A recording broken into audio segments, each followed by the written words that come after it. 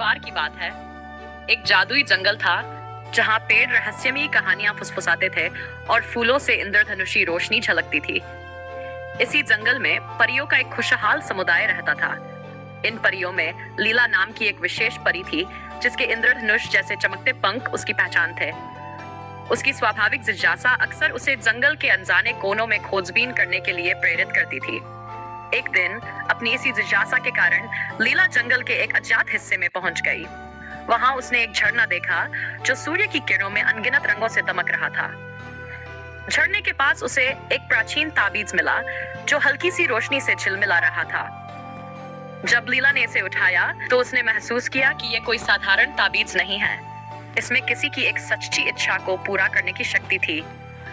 यह अद्भुत खोज जल्दी ही पूरे परिलोक में फैल गई। परियां और अन्य जीव अपनी इच्छाओं की सूची लेकर ताबीज के पास आने लगे। किसी को धन चाहिए था, किसी को शक्ति, तो किसी को अपने सपनों का साथी।